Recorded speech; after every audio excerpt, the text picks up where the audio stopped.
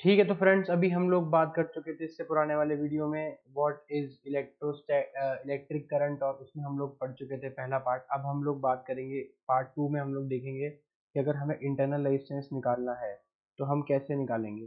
तो internal resistance सबसे पहले आपकी स्क्रीन पे देखिए, इंटरनल रेजिस्टेंस क्या है बेसिकली।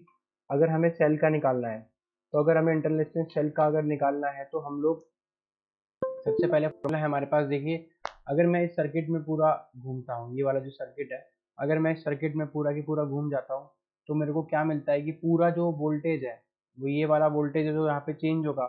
इसका मतलब अगर मैं बोलूँ तो एक वोल्टेज जो बैटरी अपनी तरफ से ले रही है और एक वोल्टेज जो अपना दूसरा वाला रेजिस्टेंस के अक्रॉस ड्रॉप हो रहा है। तो एक वोल्टेज हमारा बैटरी वाला हमने मान लिया V है, और जो रेजिस्टेंस के अक्रॉस ड्रॉप होगा वो होगा I इंटू आर। तो हम लोग यहाँ से लिख सकते हैं I R is equal to E minus V. तो अगर जब हम इसको सॉल्व करेंगे तो हमारे पास आ जाएगा dividing by I R by V, हमारे पास आ जाएगा I R divide by I R. इस तरीके से हमारे पास फॉर्मूला निकल कर आ जाएगा R divided by R is equal to E by V minus one. Now हम सिमिलरली इंटरनल रेजिस्टेंस का डिटर्मिनेशन इससे यूज कर लेते हैं। कैसे? जैसे सपोज करिए आपके पास अगर ओपन सर्किट है, तो सबसे पहले हम लोग ओपन सर्किट के अंदर करंट निकाल लेंगे। तो ओपन सर्किट में हम लोग, जिसमें करंट नहीं है उस सर्किट में हम लोग पहले वोल्टेज निकाल लेंगे। तो हम लोग वोल्ट मीटर, ध्यान से सुनना, वोल्ट मीटर क्या होता है बेसिकली, वोल्ट मीटर मेजर करता है वोल्टेज। तो वोल्टेज जो है वो हम लोग इस रेजिस्टेंस से अक्रॉस निकाल लेंगे। उसके बाद हम लोग क्या करेंगे, सर्किट क्लोज कर देंगे। तो सर्किट क्लोज करने से क्या होगा, जो मेरा अब इस सर्किट के अंदर, ये जो सर्किट 1 है, ये इस सर्किट के अंदर मेरा अब जो वोल्टेज ड्रॉप है वो पहले से कम होगा। क्योंकि पहले डेफिनेटली वो ज्यादा था, करंट नहीं ड्रॉ हो रहा था, लेकिन अब करंट ड्रॉ हो रहा है तो कुछ अमाउंट कम हो जाएगा और कुछ अमाउंट ज्यादा हो जाएगा। तो कुछ अमाउंट रेजिस्टेंस अपने अंदर खा लेगा और कुछ अमाउंट वोल्ट मीटर अपने अंदर ले लेगा। तो हमारे पास दो इक्वेशन बन जाएंगी।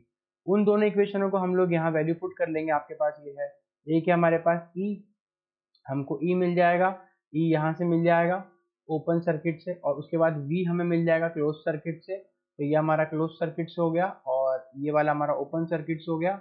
स्मॉल आर हो गया स्मॉल रेजिस्टेंस, और कैपिटल आर हो गया जो हमारा नया रेजिस्टेंस है। तो हम इससे कुछ भी निकाल सकते हैं, आपको इन चारों में से जो भी अननोन मिलेगा आप वो निकाल सकते हो। अब हम लोग आगे चलते हैं। आगे हमारे पास है सेल्स इन सीरीज कॉम्बिनेशन। तो ये तो हम देख चुके हैं कि सीरीज मतलब एक के बाद एक के बाद एक लगा रखे हैं। जैसे मान लो कि पहला सेल है, तो ये सेल नंबर 1, उसके बाद दूसरा सेल, उसके बाद तीसरा सेल, और उसके बाद एक रजिस्टर आर। तो अगर हमें क्या निकालना है यहाँ पे, मान लो हमको बोलता है कि टोटल ईएमएफ कितना होता है बैटरी की वजह से, तो वो हम लोग क्या बोलेंगे, एन इंटू ई। तो हमारा N number of identical cells है, क्योंकि एक एक का ई मिल जाएगा। और अब यहाँ ध्यान देना, रेजिस्टेंस जो होगा वो कितना होगा, N into R plus capital R.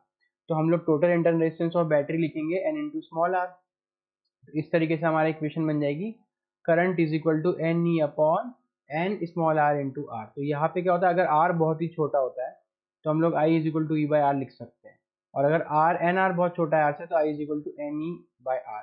तो यहाँ पे ध्यान देने वाली बात क्या है, यहाँ पे ध्यान देने वाली बात ये है कि when internal resistance is negligible in comparison to the external resistance, then the cells are connected in series to get maximum current। तो अगर आपके पास ऑब्जेक्टिव सवाल आता है तो वहां पर अगर आपको पूछा जा रहा है कि अगर आपको सेल्स कनेक्टेड हैं सीरीज में और मैक्सिमम करंट कब मिलता है, तो वहां पे हम लोग क्या बोलेंगे, जब हमारा इंटरनल रेजिस्टेंस नेग्लिजिबल होगा कंपेयर टू एक्सटर्नल रेजिस्टेंस के, तब हम लोग क्या बोलेंगे, और सेल्स कनेक्टेड होंगी सीरीज में, तो बोलेंगे मैक्सिमम करंट मिलता है। अब हम लोग बात कर लेते हैं, ये हो गया सीरीज कॉम्बिनेशन। नाउ हम लोग बात कर लेते हैं सेल्स इन पैरेलल कॉम्बिनेशन। तो पैरेलल कॉम्बिनेशन मतलब आप देखिए यहाँ पे इन सबके अक्रॉस वोल्टेज कितना हो जाएगा, बी हो जाएगा। अच्छा, अब यहाँ पे रेजिस्टेंस का फॉर्मूला क्या लगेगा, 1/R1 R equivalent is equal to 1/R1 plus 1/R2 plus 1/R3। तो सेल्स कब कहते हैं पैरेलल में कनेक्टेड होते हैं, when they are joint positive to positive and negative to negative such that current is divided between the cells, तब उन्हें कहा जाता है पैरेलल में। यहाँ बेसिकली उनके बीच में अगर वोल्टेज अगर हम देख रहे हैं और वो सेम वोल्टेज के बीच में सारे लगे हुए हैं, तो वो कहलाते हैं पैरेलल में। सबसे पहले क्या कह रहा है यहाँ पे, हमें कुछ पॉइंट्स रखे हैं इस फॉर्मूले को निकालने के लिए। तो पहला है EMF of the battery same as that of single cell. ठीक है, तो एक एक सेल का जो ईएमएफ है बैटरी का वो बिल्कुल सेम है। The current in the external circuit is divided equally among cell. तो जो एक्सटर्नल सर्किट में जो करंट है वो सारा की सारा इक्वली डिवाइडेड है सेल्स के अंदर। और द रेसिप्रोकल, अब देखो यहाँ पे हम रेसिप्रोकल करेंगे क्योंकि सारे आर सेम है तो वो एन अपॉन आर बन जाएगा। तो टोटल इंटरनल रेजिस्टेंस अगर मैं निकालूंगा यहाँ से आर टोटल, तो वो आ जाएगा, कितना आ जाएगा आप स्क्रीन पे देखिए, N divided by R divided by small N. ठीक है, वो इस फॉर्मूले से आ जाएगा क्योंकि one upon R one plus one upon R two सारे ऐड होते जाएंगे। तो टोटल इंटरनल सर्किट का रेजिस्टेंस कितना आ गया, इतना आ गया। अब यहाँ से फॉर्मूला निकाल लेते हैं हम लोग, I is equal to N E divided by, ये टोटल वोल्टेज हो गया, यहाँ मैंने बेसिक लगाया है, V is equal to I into R total. तो टोटल हमने लगा दिया यहाँ पे, तो एन आर प्लस आर। तो यहाँ पे कंक्लूजन क्या निकल कर आया हमारे पास, देखिए अगर आर बहुत छोटा छोटा छोटा होगा आर बाय एन से, तो करंट हो जाएगा एन ई बाय आर, और सिमिलरली आर बाय एन अगर लेस देन आर हुआ कैपिटल आर, तो I equal to E by R. तो यहाँ पे कंक्लूजन क्या निकल जाएगा, when external resistance is negligible in comparison to internal resistance, then cells are connected in parallel to get maximum current। तो sales वहां पर सीरीज में लगाए जाएंगे और यहाँ पर लगाए जाएंगे पैरेलल में, दोनों में बहुत बड़ा फर्क है। ठीक है, तो इस तरीके से हमारा एक सीरीज कॉम्बिनेशन खत्म हो गया, एक पैरेलल कॉम्बिनेशन खत्म हो गया। अब हम लोग बात कर लेते हैं लॉ ऑफ और वोल्टेज लॉ, लूप रूल। ठीक है, तो अगर आपको जैसे कि एक सर्किट दिया हुआ है जहाँ पे 3 रेजिस्टेंस लगे हुए हैं, तो उसमें लूप रूल कैसे लगाते हैं। तो अगर लूप रूल मेरे को लगाना है सबसे पहले, तो देखिए लॉ समझिए आप। ठीक है, तो लॉ क्या कहता है, लॉ कहता है यहाँ पे लॉ है, the algebraic sum of all potential drops and EMF along any closed path in an electric network is always zero।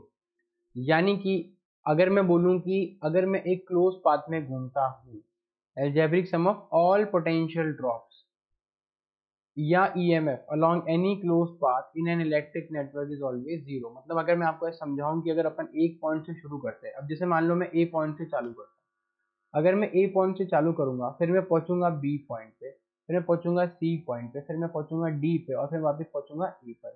तो जब मैं वापस ए पर पहुंचूंगा, तो अगर मैं बोलूंगा V A minus V A, तो वो कितना होना चाहिए, डेफिनेटली जीरो। तो अगर हम एक लूप में घूमते हैं, ध्यान देना, अगर हम एक क्लोज्ड लूप में घूमते हैं, ठीक है, तो अगर मैं एक क्लोज्ड लूप में घूमता हूं, तो क्लोज्ड लूप में हमेशा जो नेट सम है, एल्जेब्रिक सम है of all potential drop is equal to zero. ठीक है, तो इस तरीके से हम लोग इसको लिख सकते हैं। नाउ हम बात कर लेते हैं किस चीज की, अगर मैं इस लूप में पहले आपको घूम के दिखाता हूँ, तो लूप कौन सा है, लूप ए बी सी ए है लूप। ठीक है, तो पहले A B C A loop में देख लेते हैं क्या क्या हो रहा है। ए से गए बी, अब देखिए अगर हम बी में चलेंगे, तो हम अगर करंट के अपोजिट डायरेक्शन में चलते हैं, अगर हम करंट के अपोजिट डायरेक्शन में चलते हैं, तो E1 उल्टा लगा हुआ है। ठीक है, प्लस आगे है और माइनस पीछे है। तो अगर हम उल्टा चलते हैं तो वोल्टेज जो है वो डिक्रीज होगा, तो यहाँ पर इसलिए क्या आएगा, पहले माइनस E1। ठीक है, उसके बाद हम रेजिस्टेंस के अंदर चलते हैं। अब देखिए रेजिस्टेंस का आप हमेशा ध्यान रखिए, अगर आप रेजिस्टेंस ऐसे लगा हुआ है और अगर रेजिस्टेंस के रेजिस्टेंस में करंट मान लीजिए ऐसा फ्लो हो रहा है, और अगर मैं इस डायरेक्शन में मूव करूंगा, तो मेरा जो पोटेंशियल है वो इंक्रीज होगा, क्योंकि करंट जो फ्लो होता है वो फ्लो करता है हाई पोटेंशियल से लो पोटेंशियल। तो यहाँ पर अगर मैं आपको बोलूँ, तो हाई पोटेंशियल मेरा इस तरफ है और लो पोटेंशियल मेरा इस तरफ है। तो अगर मैं उल्टी डायरेक्शन में जाऊंगा, तो डेफिनेटली मेरा पोटेंशियल इंक्रीज होगा। तो डिफरेंस अगर मैं लिखूंगा V2 माइनस V1, तो मेरा V2 माइनस V1 क्या आएगा, पॉजिटिव। जबकि अगर मैं उल्टा चलता हूं, तो V2 माइनस V1 क्या आएगा, मेरा नेगेटिव। ठीक है, और बैटरी के केस में क्या होता है, बैटरी केस में भी अभी आप देख लीजिए, जैसे यहाँ पे E1 की बैटरी थी, तो अगर मैं उल्टा चलता हूँ, देखो यहाँ पे बैटरी का वोल्टेज उल्टा है, अगर मैं इस डायरेक्शन में चलता हूँ तो मैं जाऊंगा माइनस E1 लिखूंगा, और अगर मैं बैटरी की डायरेक्शन में चलता हूँ तो मैं प्लस E1 लिखूंगा। सपोज अगर मान लीजिए नीचे कहीं है E2 में, तो प्लस E2 आ जाएगा। समझ में आ गई बात। तो इस तरीके से हम लोग करेंगे। तो देखिए पहले घूमे तो माइनस E1 आया, उसके बाद plus I1 R1 plus I1 plus I2 into R2 equal to zero.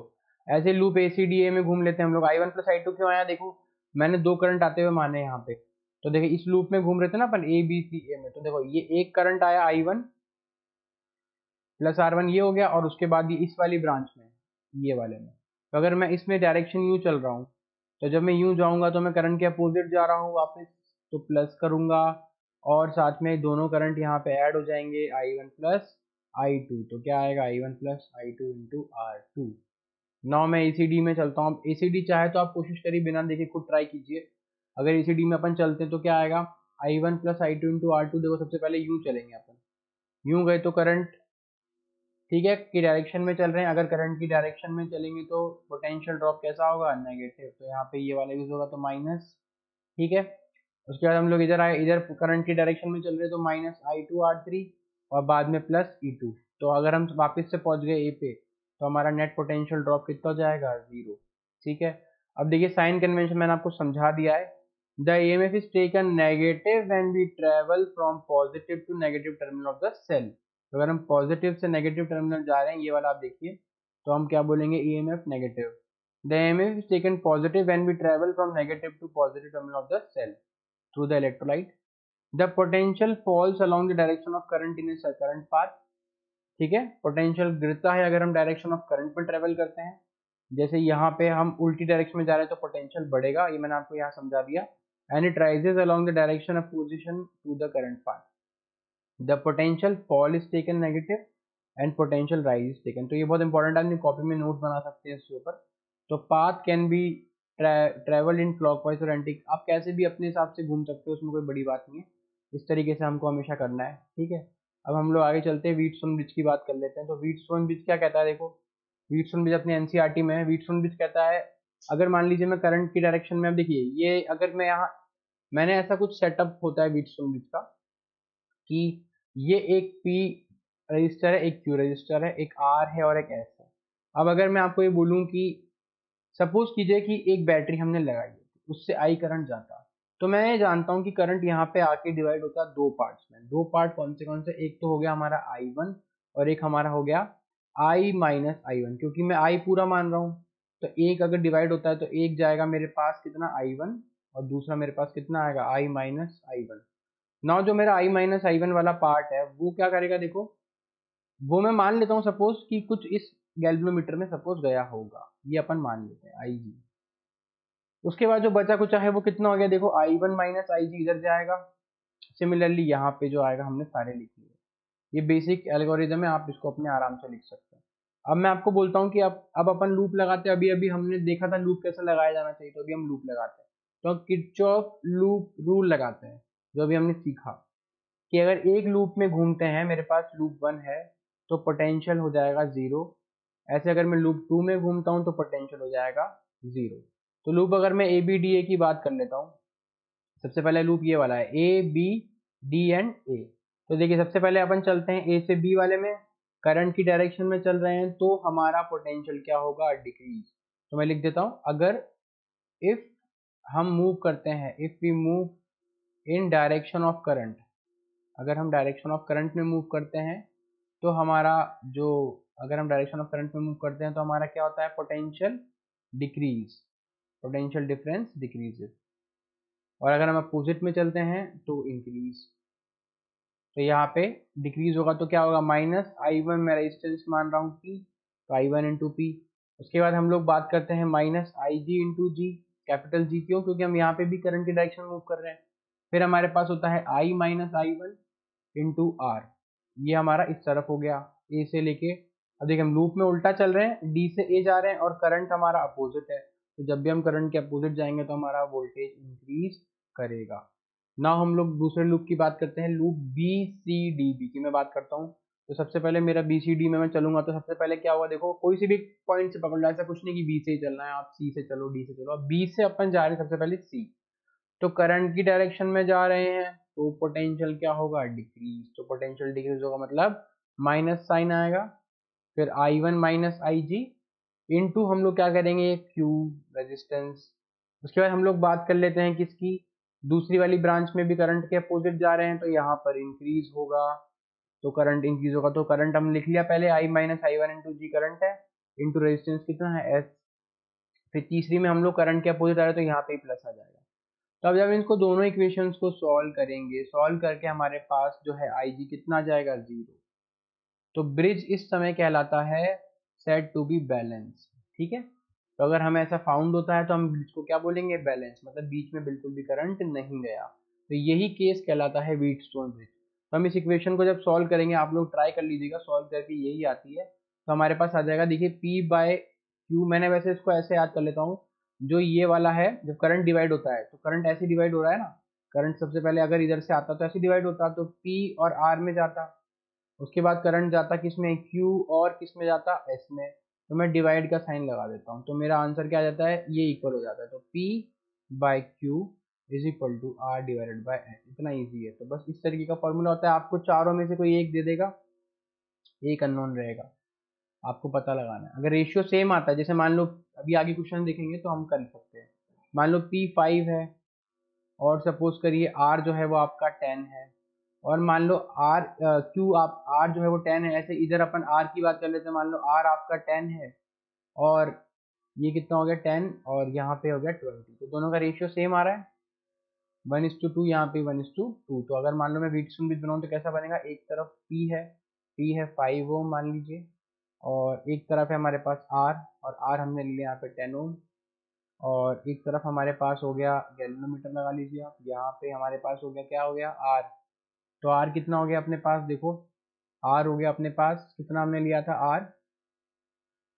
R हमने लिया है 10, तो यहाँ पे 20। तो ये हमारे पास कितना हो गया 10, और ये हमारे पास कितना हो गया 20। तो हमारा आंसर क्या हो जाएगा, ये वीटसन ब्रिज बन जाएगा। इस तरीके से आपको क्वेश्चन आएंगे। तो आगे देख लेते हैं किरचॉफ लॉ। अब हम किरचॉफ लॉ की बात कर लेते हैं। ठीक है, किरचॉफ लॉ क्या कहता है कि किरचॉफ लॉ कहता है करंट, लॉ ऑफ करंट और लॉ और जंक्शन रूल। तो algebraic sum of electric current eight A junction in any electrical network is always zero. मतलब अगर सारे करंट आते हैं एक नेटवर्क पे, तो ऐसा तो पॉसिबल ही नहीं है ना। अगर कुछ आ रहा है, मान लो आपके पास 20 रुपए है, तो आपके पास कहीं से आए होंगे, तो अगर आपके पास आए हैं तो आप खर्च भी कर सकते हो। तो बस यही बात है, करंट कभी भी स्टोर टाइप नहीं होता, वो फ्लो करता है। तो जब करंट किस जंक्शन पे आता है, तो अगर हम उसका सारा सम निकालते हैं तो वो हमेशा कितना होता है, जीरो। जैसे मान लीजिए मैं आने वाले को हमेशा पॉजिटिव बोल दूंगा, तो I1 मान लो मेरा पॉजिटिव हो गया, I2 जा रहा है, I3 भी जा रहा है, I4 जा रहा है, और I5 भी जा रहा है। तो इन सबका सम कितना हो गया, जीरो।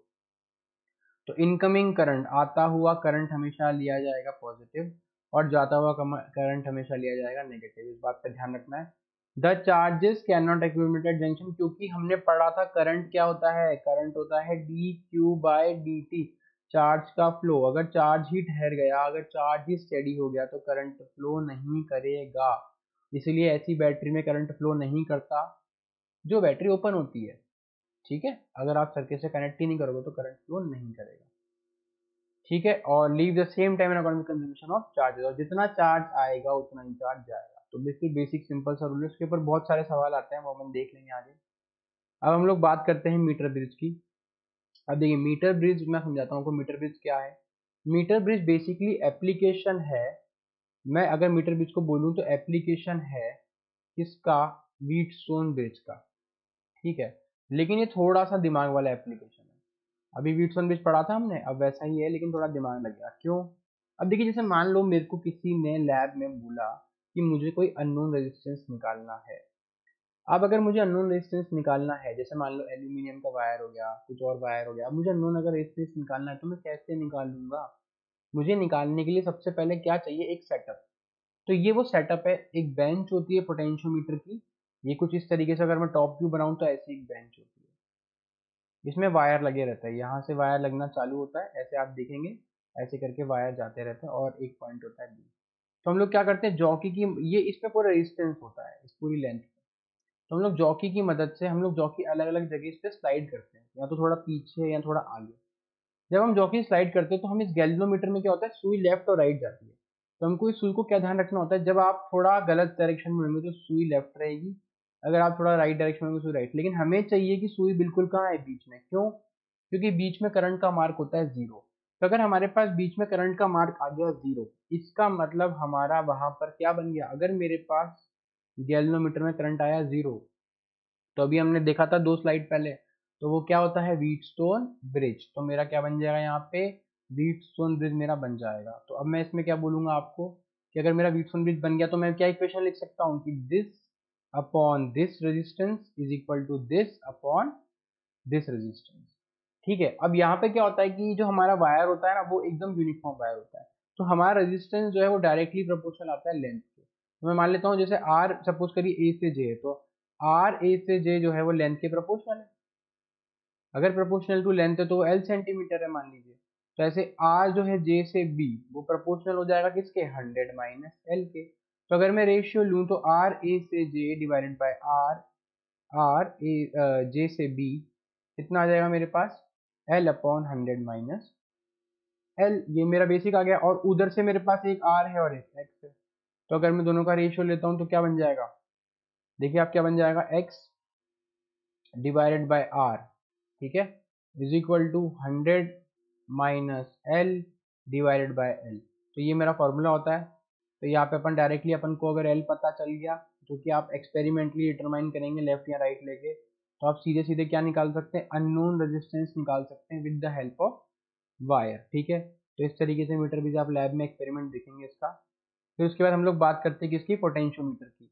अब देखिए पोटेंशियोमीटर में अंतर क्या होता है, ये बड़ा होता है, इसकी साइज थोड़ी सी ज्यादा होती है। जैसे आप 400 सेंटीमीटर इसकी लेंथ मानते हैं, वो 100 सेंटीमीटर का होता है। ये जो होता है ना मीटर ब्रिज, इसका नाम ही देखो कंफ्यूज मत होना, मीटर है, यानी कि इसकी लेंथ होती है 1 मीटर।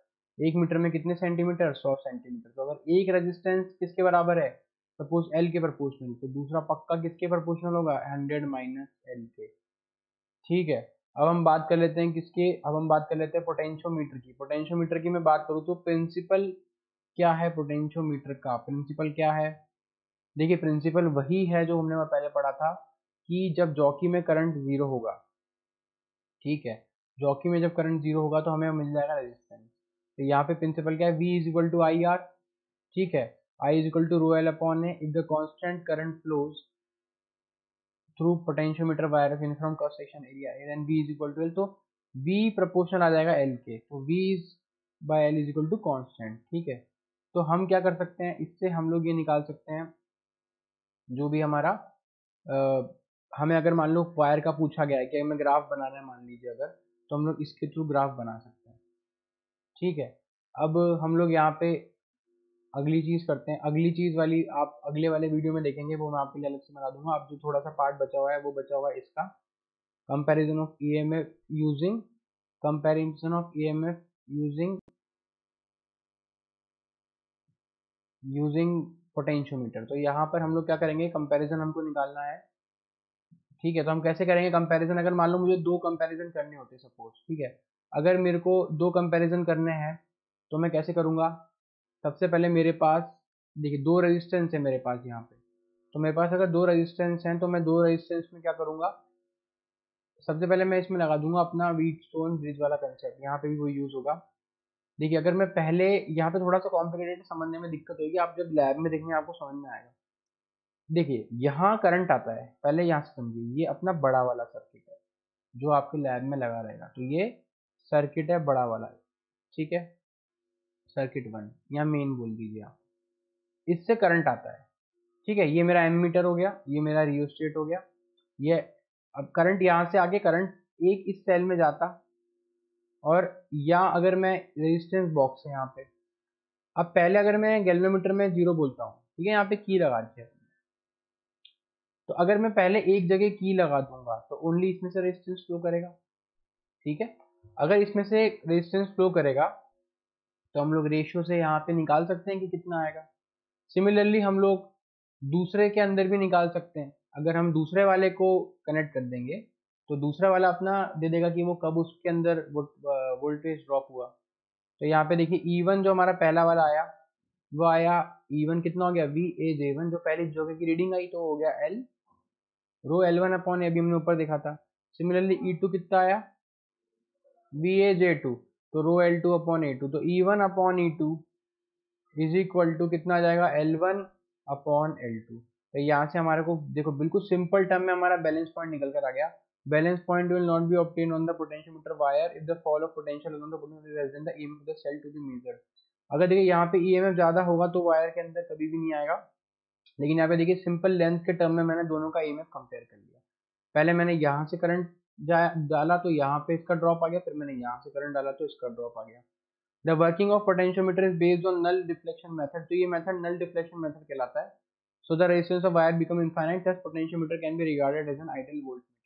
और यहाँ पे आपको ध्यान रखना है, बहुत देर तक नहीं रखना है क्योंकि इसमें हीट जनरेट हो जाती है, तो आप थोड़ी सी देर में इसको हटा लीजिए। बाकी इस तरीके से आप कंपेयर करके निकाल सकते हैं, या आप अपने स्कूल में देखेंगे ये वाला जो ईएमएफ कंपैरिजन का होता है प्रैक्टिकल है 12th में। So thank you guys for watching this video, और मैं अभी इसके बाद ऑप्टिक्स की डालूंगा वीडियो, तो do subscribe to this channel and hit the like button if you like the video. Thank you guys for watching.